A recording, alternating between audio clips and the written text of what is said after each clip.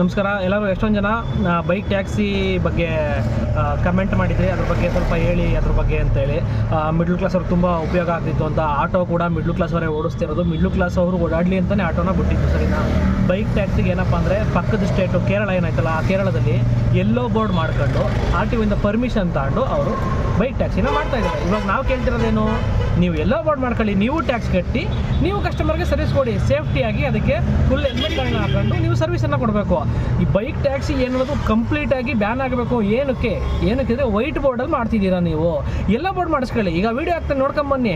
ಪಕ್ಕ ಸ್ಟೇಟ್ ಅವ್ರು ಮಾಡ್ಕೊಂಡ್ರೆ ನಮ್ಮ ಸ್ಟೇಟಲ್ಲಿ ಮಾಡೋಕ್ಕಾಗಲ್ವಾ? ನಾವು ಹೇಳ್ತಿರೋದೇನು, ಅಲ್ಲೂ ಕೂಡ ಓಲಾ ಊಬರ್ ರ್ಯಾಪಿಡೋ ಪ್ರತಿಯೊಂದಿದೆ, ಅದರಲ್ಲೂ ಐತೆ. ಆದ್ರೂ ಕೂಡ ಅವರು ಎಲ್ಲೋ ಬೋರ್ಡ್ ಮಾಡಿಸ್ಕೊಂಡು ಬೈಕ್ ಟ್ಯಾಕ್ಸಿಯಲ್ಲಿ ಸರ್ವಿಸನ್ನು ಕೊಡ್ತಾವ್ರೆ. ನಾವು ಹೇಳ್ತಿರೋದು ಅದನ್ನೇ. ನೀವುಗಳು ಆನ್ಲೈನಲ್ಲಿ ಏನೇನೋ ಹೇಳ್ತಾರೆ, ಅವ್ನು ಹೇಳಿದ್ದೆಲ್ಲ ನೀವು ಮಾಡೋಕ್ಕಾಗುತ್ತಾ? ಅವ್ನು ಹೇಳಿದ್ದೆಲ್ಲ ಮಾಡ್ಬಿಡ್ತೀರಾ? ಇಲ್ಲ ಅಲ್ವಾ? ಹಂಗೇನೆ ನೀವು ಒಳ್ಳೆಯವರಾಗಿ, ನೀವು ಬದಲಾಗಿ ಜಗತ್ತನ್ನು ಬದಲಾಯಿಸಿ.